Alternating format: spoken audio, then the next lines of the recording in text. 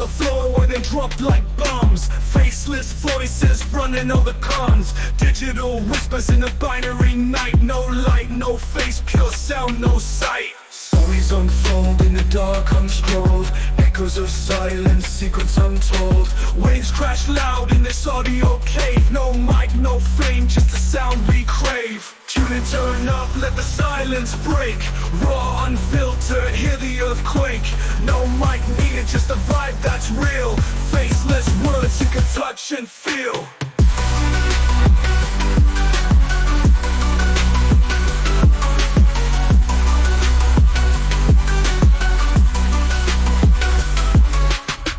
In shadows, voices untamed. No need for spotlight, no claim to fame. Just a beat of life in a stream of thought. Every word a punchline, no need to be taught. Just listen close, no visuals needed. Raw conversation, unprocessed, unseated. Feel the pulse in every sentence said. No distractions, just thoughts in your head. Whispers of the streets, rumbling through. Faceless yet vivid, a world in view. No mic, just souls, connecting in flow. Pure and raw, let the rhythm go.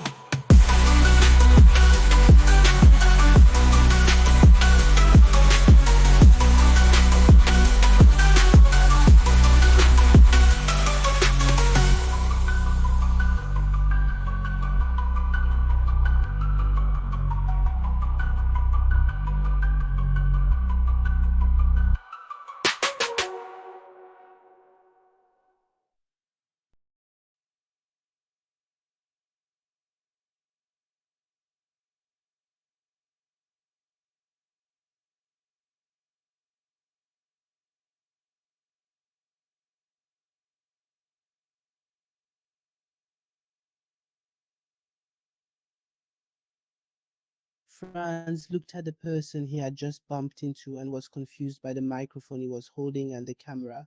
Thank you. I don't understand. He wasn't used to it, but it didn't scare him. But then, remembering he was in a hurry, I'm sorry, I must go. I am late for an important presentation. Franz began to walk away at a quick pace.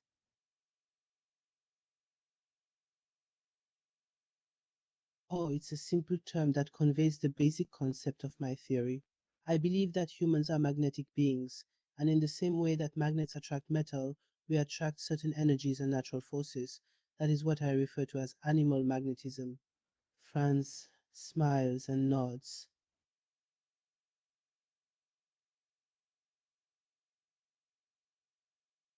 All three, really. I developed my ideas in multiple languages because at the time I was reading many medical treatises that were written in these languages, but it was mainly in Latin where I took the time to write and study. I used French and German during my therapies with my patients and my research. It was very useful since I traveled a lot during that time.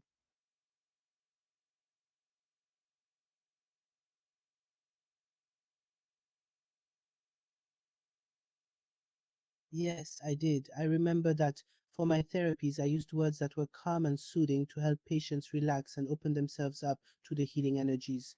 Words like calming, relaxing, healing, and rest were very effective in conveying the idea of the therapies. They helped to create an ideal environment for the healing process.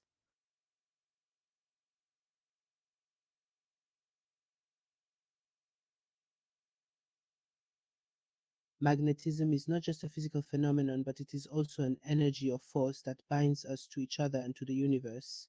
I believe that it is a way to explain the connection between humans and the world that surrounds us. In my therapies, I use the concept of magnetism as a way to explain the connection between the patient and the healing energy that I channeled through my hands. I believed that by using this energy, I could help the patient improve their health. Yes, I use several metaphors to help my patients understand my healing methods. For example, I often compare the process of healing to a musical performance. I would say that the body is like an instrument, and that my treatments would help to tune and balance the different energies within the person. Another metaphor I used was the comparison of the human body with a ship.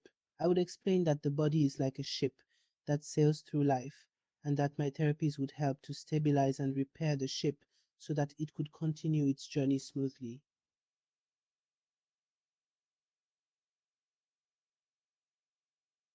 When I was speaking to scientists, I used more technical, precise, and literal language. I used words like energy, vibration, and magnetism to convey the scientific principles of my healing techniques. On the other hand, when I was speaking to lay people, I used simpler and metaphorical language.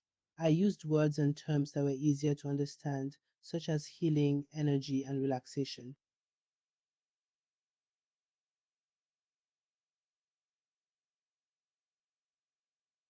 Yes, apart from animal magnetism, I coined several other terms that are essential to my work. For example, I coined the term mesmerism to describe the trance like state that could be induced through my healing techniques.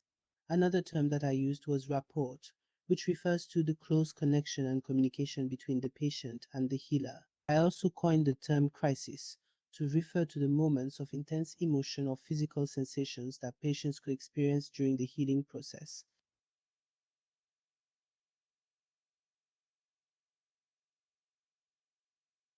Handling skepticism from those who didn't understand my terminology was a challenge that I faced during my practice.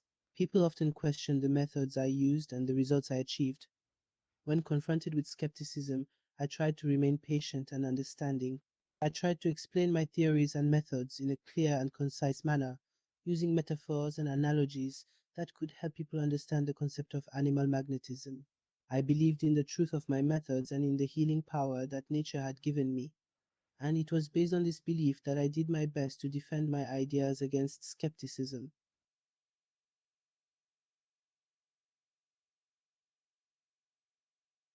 Persuasion played a significant role in the way I described my treatments. I understood that the acceptance and receptiveness of my patients were crucial for the success of my therapies. That's why I needed to know how to persuade and convince people of the merits of my techniques.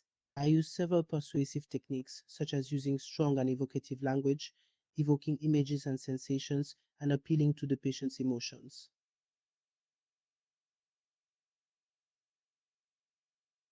Yes, I found that certain languages were better suited for discussing my theories. Specifically, I found that French, German, and Latin were very useful for this purpose. French, my native language, was a language widely used in the medical field at the time. It allowed me to easily express complex concepts in a fluid and accurate way. On the other hand, German, a language that I had studied extensively, allowed me to explore and develop the more scientific and metaphysical aspects of my theories. Lastly, Latin, being the language of ancient Greco-Roman culture, had a very strong cultural resonance.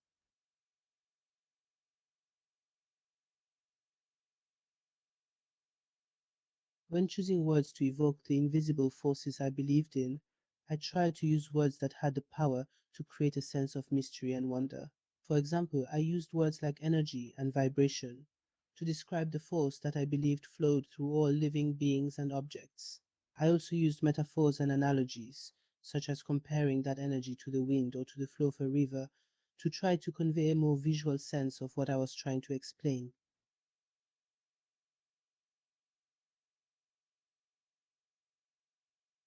The concept of fluid was a central part of my theory, and one that I had to explain to many people who were unfamiliar with it. I used several analogies and metaphors to describe the concept of fluid. For example, I used the analogy of water, saying that the fluid was a kind of vital energy that flowed through the body in the same way that water flows through a river. I might have also used the analogy of electricity, saying that the body was like a body, like a living electric circuit through which this vital fluid flowed.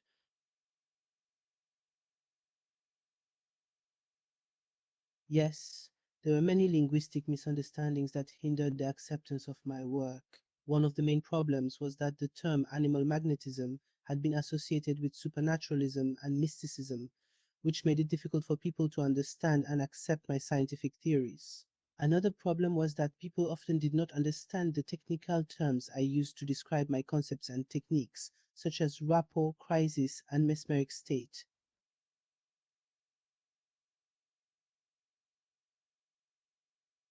Although I recognize the importance of language in the transmission and comprehension of ideas, I believe that non-linguistic communication methods can also be important.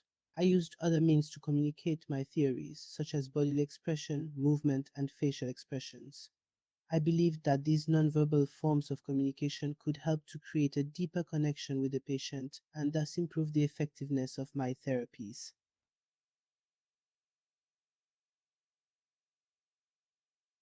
Drawing inspiration from the vocabulary of other scientific fields was important when developing my theories. Specifically, I used language found in the fields of physics and medicine, as well as in the field of philosophy. For example, I used terms borrowed from physics such as magnetism, energy, and vibration. I also borrowed terms from the field of medicine, such as vital energy and crisis, to describe the concepts I was trying to explain.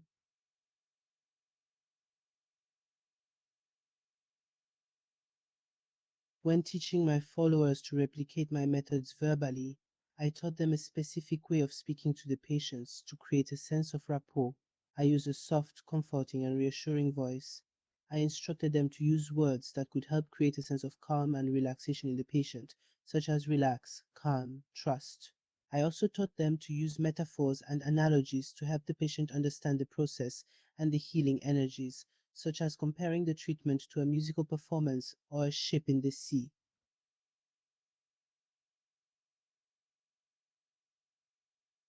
Yes, I did find that patients responded differently to my ideas based on their native languages.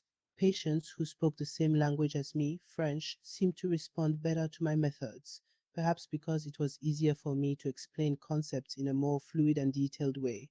I also had a few patients who spoke other languages, such as German or English, and I could notice that I had to be more deliberate and explicit when working with them.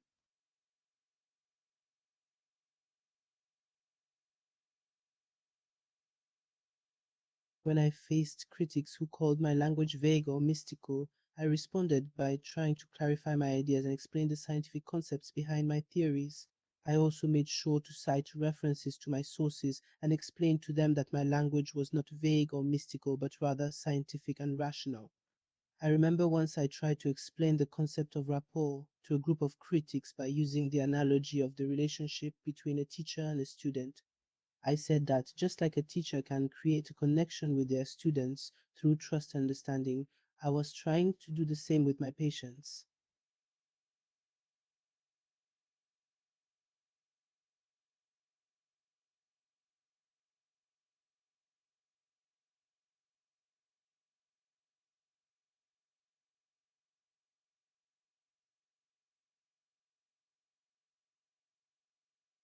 Yes, I did debate my ideas in public, and when I did, I structured my arguments linguistically in a way that was clear, concise, and convincing. For example, in one debate, I used a series of logical steps to explain my approach to healing. I started by discussing the concept of animal magnetism and the energy that I believed existed in all living beings. I then explained how I had come to develop my therapies and how they worked scientifically. I then refuted the criticisms and arguments of my opponents with clear and logical explanations.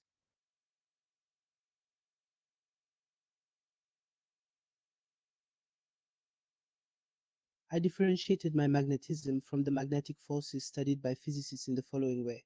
1. While physicists study measurable and objective forces, I was talking about a subtle energy that could not be measured with classical instruments. 2. I believed that this energy was vital and subjective in nature. 3. Physicists study the magnetic forces of objects, while I talked about the ability to induce and channel this energy for healing.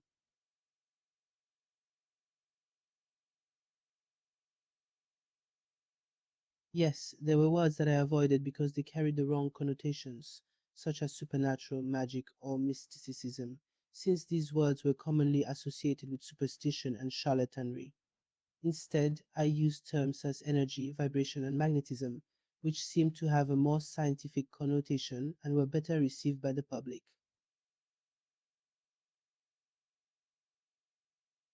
Yes, I wrote dialogues and scripts to train others in my methods. In fact, I wrote a book called Mesmerism that was meant to serve as a manual for people who wanted to learn my techniques. In this book, I included dialogues of typical sessions with patients, where I used a series of phrases and words that were designed to create a sense of rapport and to guide the patient into the state of trance. Personally, I found that spoken explanations were more effective than written ones. My method was not only about the words I used, but also about the tone of voice I used, the way I moved my body and face, the energy I transmitted to the patient. These were things that were difficult to capture with written words.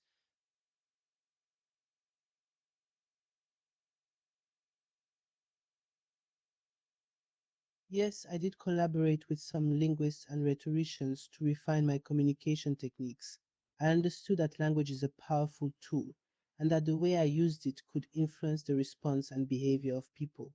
Therefore, I sought to receive advice and training from people experts in communication and rhetoric. One of my collaborators was called Georg Christoph Lichtenberg, a German scientist and philosopher who gave me valuable advice about the structure of my speeches and writings. I always made sure my instructions for my patients were clear and unambiguous.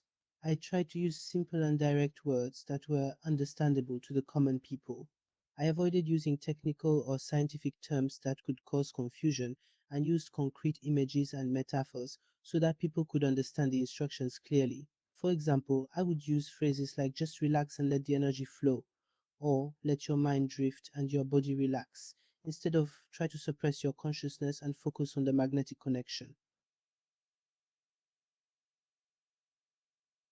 The language of the Enlightenment had a significant influence on my writing and speaking style. I adopted the rationalist and scientific approach of the Enlightenment thinkers, which emphasized clear and logical arguments and the rejection of superstition and religious dogma. My language was influenced by the clarity and precision of thinkers such as Descartes, Kant, and Hume, who sought to use language as a tool to analyze and understand the world. I adopted a sober and precise style of communication, which sought to avoid unnecessary metaphors or excessive rhetorical flourishes. Yes, I borrowed some foreign terms to enrich my descriptions. Specifically, I borrowed the term rapport from French, meaning connection or relationship, to describe the close connection and communication between the healer and the patient. I also borrowed the term suggestion from the Greek language, which means implanting an idea, to describe the process of inserting an idea or belief into the patient's mind.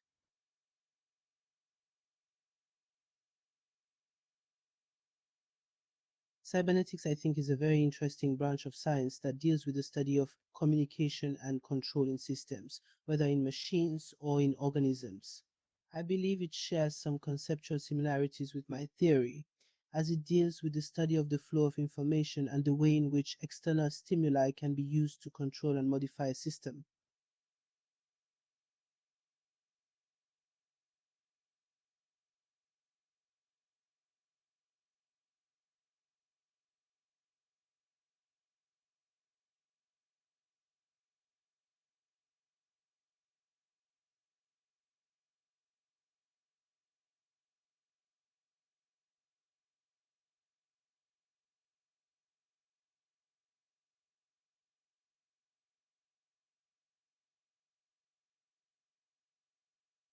If I were going to model a limb replacement, I would start by analyzing the anatomy and biomechanics of the limb to be replaced.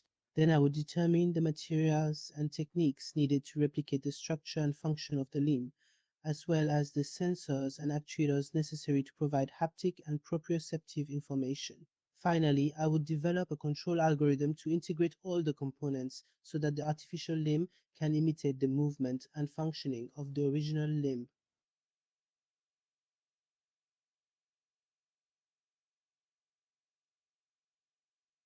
The frog's eye is a very interesting and complex biological system. It has evolved to detect movement and light changes, and is able to adapt to different levels of brightness by changing the size of the pupil. In addition, it has a receptor that is sensitive to small, sudden changes, so it can quickly detect prey or approaching predators. I believe that the frog's eye is a testament to the power of evolution and the adaptability of organisms.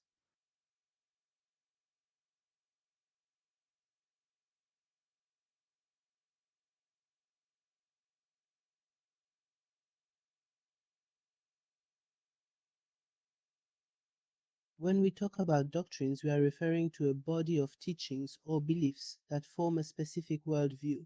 I believe that doctrines can have both positive and negative aspects, depending on the beliefs and ideas they promote. Some doctrines may be based on scientific evidence and logical reasoning, and therefore promote positive values and a constructive vision of society. However, others may be based on superstition and dogmatism, and therefore promote harmful ideas and behaviors.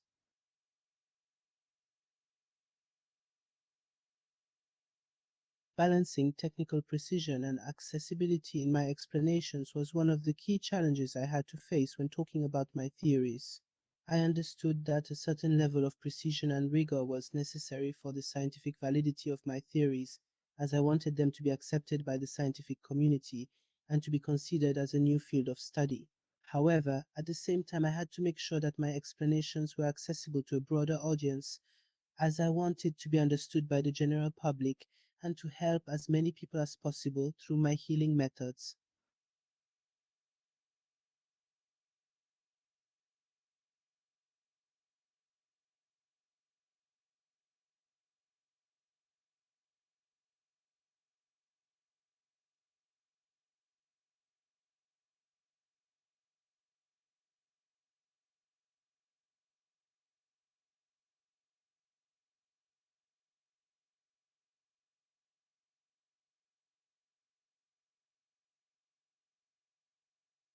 My work has elements of order and logic in both syntax and semantics, as well as the relationships between them. From the syntactic point of view, I carefully structured my explanations in a clear and logical manner, using the appropriate grammar and syntax to convey my ideas in an organized way. From the semantic perspective, I sought to ensure that the meaning of my words and sentences was clear and precise, avoiding ambiguity and confusion. Finally, I tried to establish logical and coherent relationships between my concepts and ideas, ensuring that my explanations were consistent and mutually reinforcing.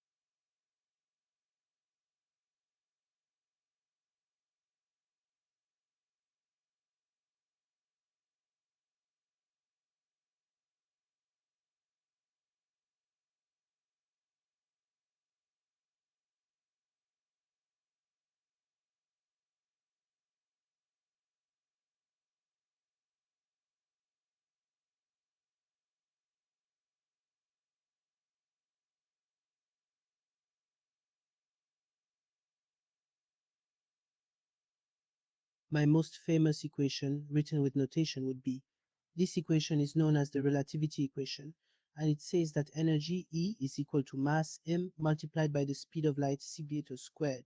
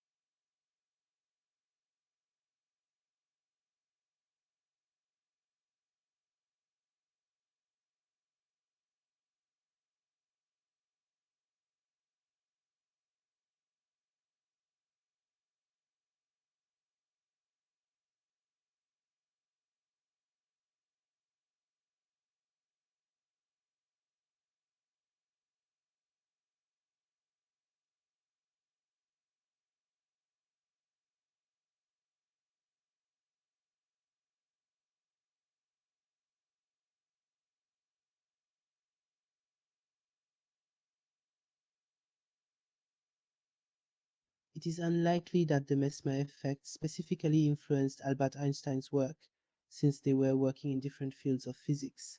Einstein's work was focused on relativity theory and the structure of the universe, while the Mesmer effect refers to a set of phenomena related to hypnosis. However, it is possible that certain ideas of the Mesmer effect had some influence on the psychological and neuroscientific aspects of Einstein's thought, as they both deal with the influence of mind and consciousness on behavior and perception.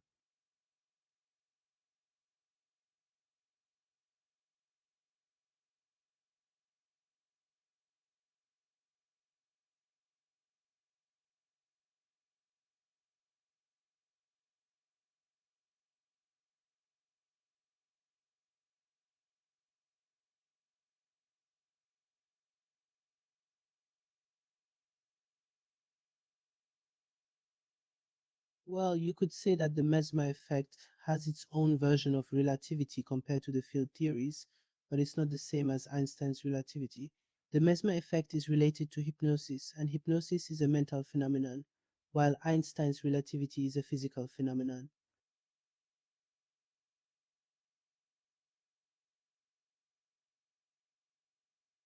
If I could rewrite my works today, I would probably change my linguistic choices in a few ways. For starters, I would use more up-to-date language and terminology to better reflect the current state of knowledge. I might also try to use less metaphorical language and focus more on concrete and objective explanations. Finally, I would probably use more inclusive and non-discriminatory language, as it is increasingly important to ensure that our language is respectful and considerate of all people, regardless of their background or identity. Thank you for your questions. It was an interesting exercise. Your questions were well prepared and covered a range of topics related to my work and my communication. It gave me the opportunity to reflect on the linguistic choices I made in my explanations and how they were received by the audience. Overall, I found the experience stimulating and thought-provoking.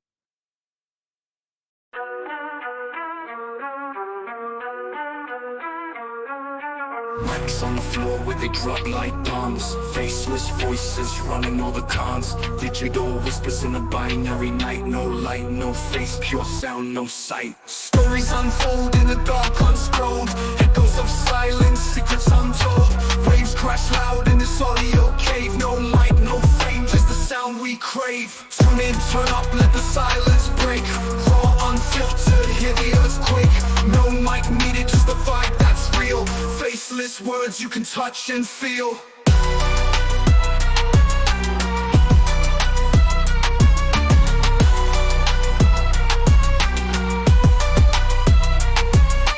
Hidden in shadows, voices untamed. No need for spotlight, no claim to fame. Just the beat of life in a stream of thought. Every word a punchline, no need to be taught. Just listen close, no visuals needed.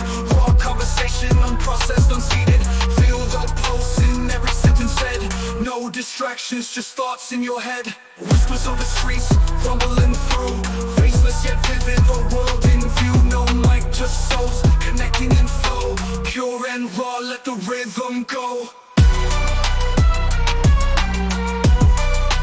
Pure and raw.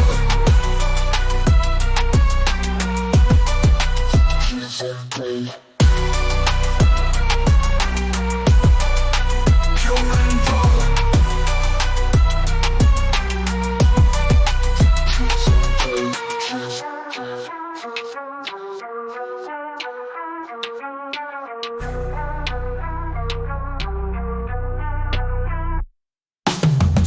Turn up, let the silence break. Raw, unfiltered, hear the earthquake. No mic needed, just the vibe that's real. Faceless words you can touch and feel. Tune in, turn up, let the silence break. Raw, unfiltered, hear the earthquake. No mic needed, just the vibe that's real. Faceless words you can touch and feel. Pure and raw.